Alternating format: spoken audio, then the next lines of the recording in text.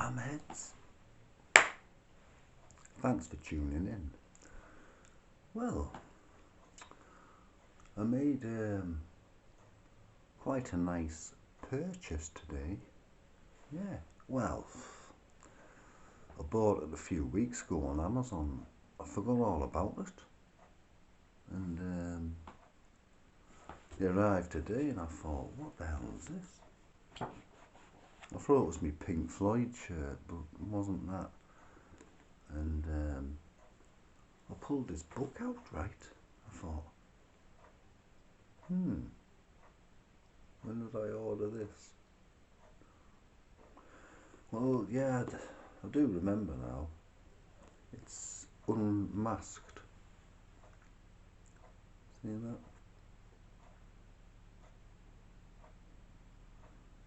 I've been wanting to get a hold of this for some time now, to be honest with you. Inside Antifa's radical plan to destroy democracy. Yep. Glasses. Right. Read this book. Tucker Carlson. Updated with a new afterword from the author. I can never pronounce his name. It's like that serial killer accomplice. Leonard, whatever his name is. He had someone with him called, well, his second name was that. Anyway. I can honestly say that no book has changed my life quite like this. Winston Marshall, former guitarist of Mumford and Sons. A journalist who's been attacked by Antifa writes a deeply researched and reported account of the group's history and tactics.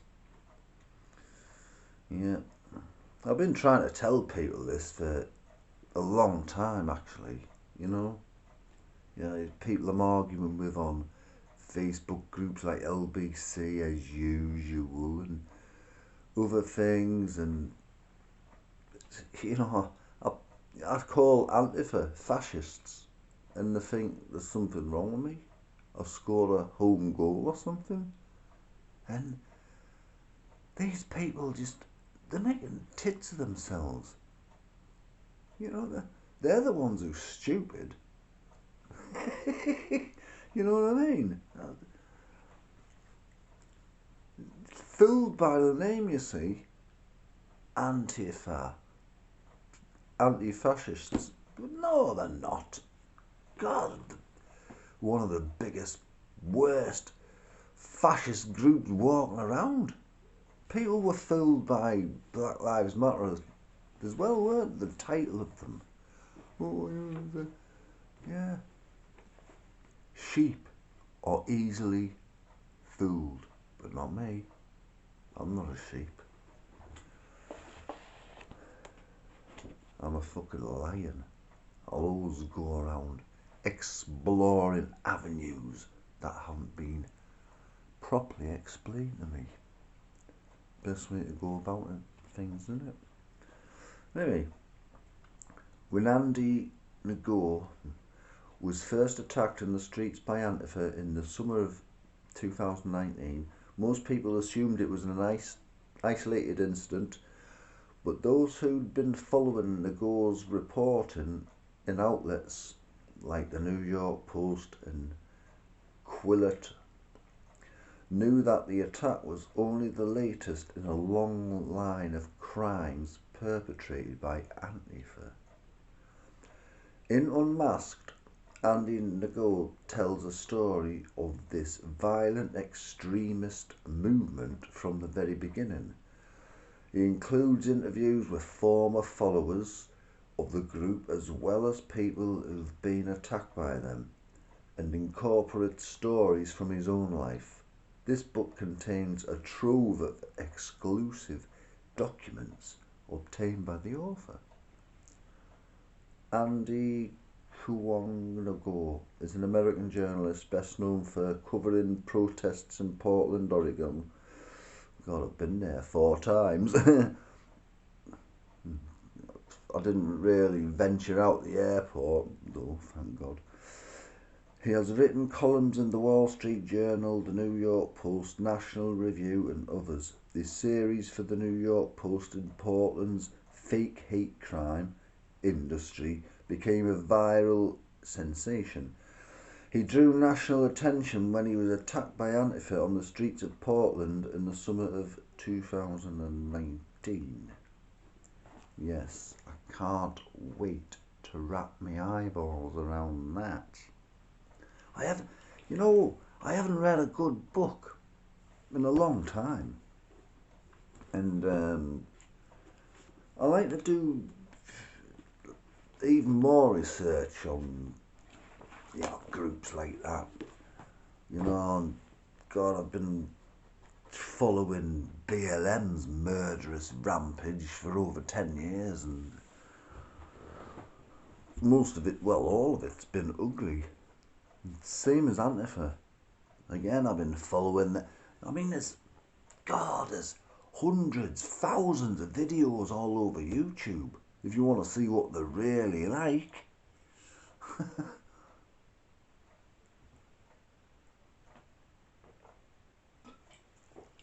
I watched a video the other day, for instance. It was a group of troopers, and Antifa were there causing trouble, all dressed in black, all their faces covered up, shades on so you couldn't even see any features.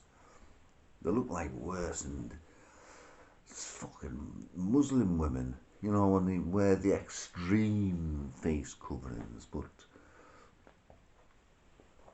and it's standing there, because one of the troopers happened to be a black man, shouting at him, like, "You're an Uncle Tom."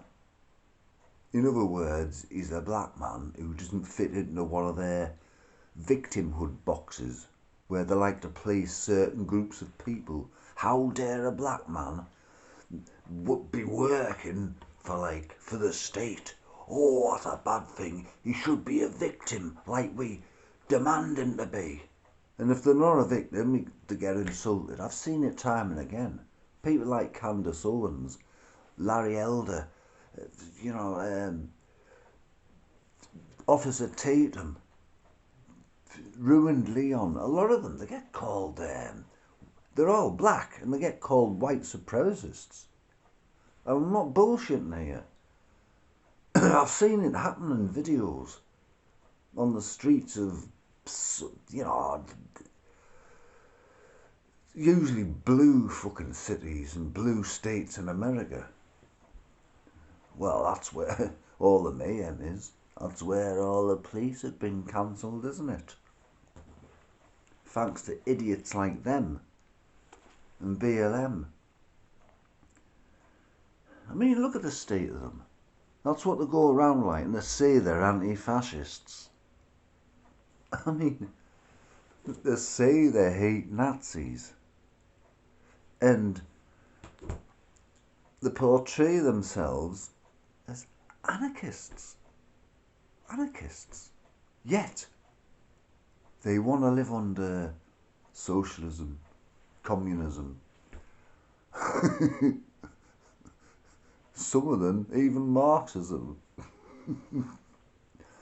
And they don't even realise that under socialism, communism, those type of dictatorships, fascist regimes, all aspects of your life are controlled and run by the government. All of it.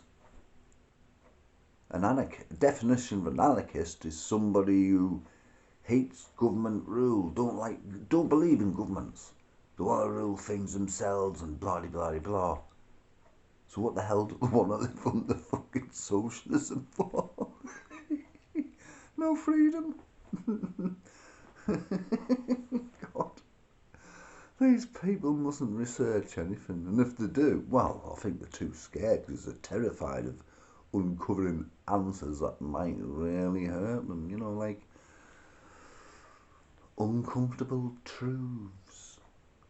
Well, truth, honesty, facts, science, biology now, it's all classed as hate crime, isn't it? Hate speech. You can't use words like that in a debate. You get cancelled. And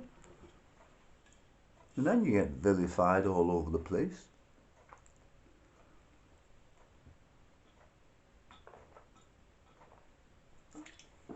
I mean, Antifa, right, yeah, they call people who disagree with them more.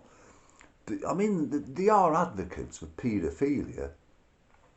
There's lots of evidence out there if you want to look for it. It's all over YouTube.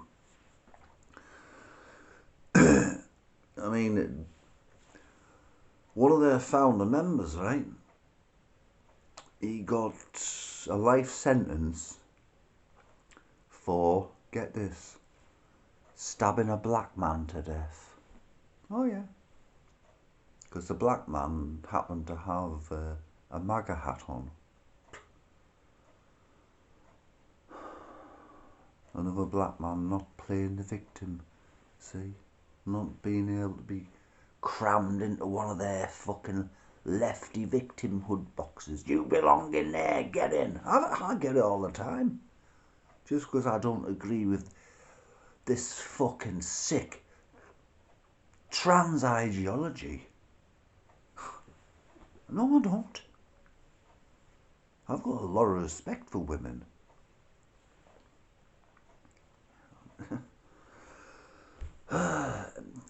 Antifa. Yeah. Hate Nazis. None of them have probably heard of the brown shirts. Hitler's brown shirts. They're exactly the same. Yeah. Hitler's brown shirts.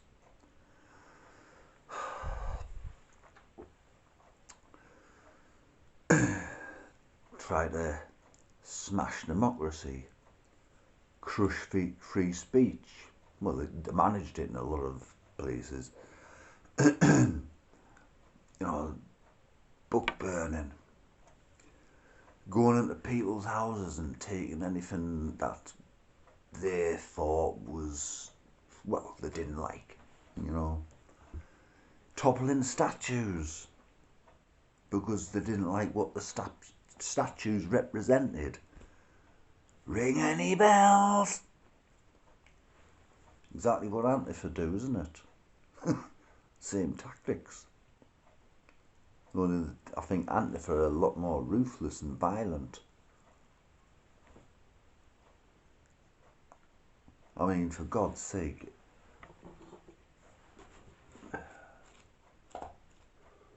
Yes. It's quite a thick book, and I can't. It probably won't take me that long to read it, to be honest with you, because if I get hold of a really, really gripping book, it's. I mean, here's the thing. It took me one day to read the book about Kenneth Noy. You know, Kenny Noy, the road rage killer.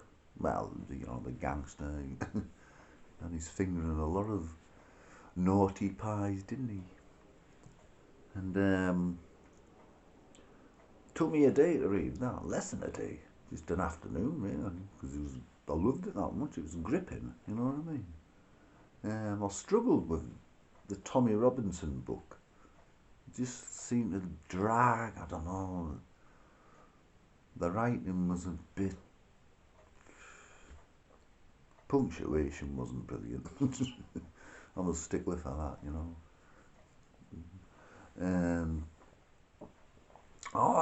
That was another book. Took me one night to read it. And it's a big book like that. Not without my daughter. I can't remember the author. Oh, shit. But that, if yeah, a lot of you might have seen the film. But I tell you what, nothing like the book. Read the book. Her husband was fucking horrible in the book. He battered her, he battered the daughter. In the film, he's depicted as a half decent bloke. Never laid a finger on her, but he does in the book, I tell you. Doesn't start until they go to Iran. Well, it didn't end the film, did it? He was a nice bloke before then. Oh, I've got to see my family. She was naive, didn't know a bloody thing about Iran and the backwards cult and rules and everything like that over there. Oh, God. But I read that. In fact, I was on day shift at the time. It was in the 90s when I read this. I was married and read it all night, no sleep. And it was like, oh, I might as well. It was 4 o'clock in the morning. I thought, I might as well carry on. So I'm getting up at bloody 6. What's the point in trying to sleep for 2 hours? So I didn't get any sleep that night. Got up. Bit peckish, so I always remember this. It's about 1998. I had some Heinz. Was it Heinz? No, it was Asda's pea and ham soup. At like 6:10 in the morning. I don't know, I was just, a bit bread dipping in there. And just a bit peckish, you know what I mean?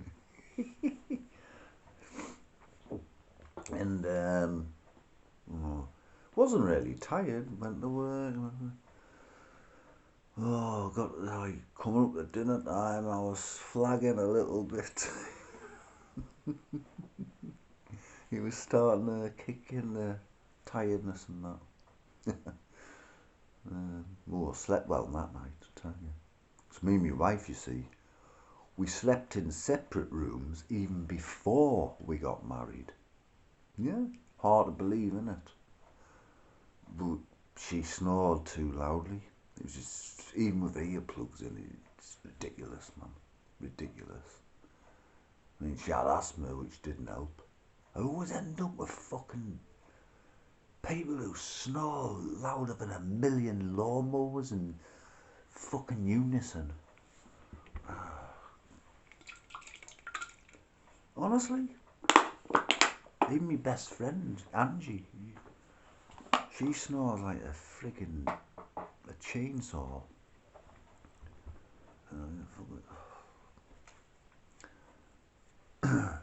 Anyway, I'm rambling on. Yep, can't wait to read that. Yep. In the meantime, I'm going to find a decent song or instrumental I can dance to. Do me weekly dance. Oh God, I hope it doesn't become a regular thing. Oh God, keeps us fit, that's the main thing, isn't it? See you later.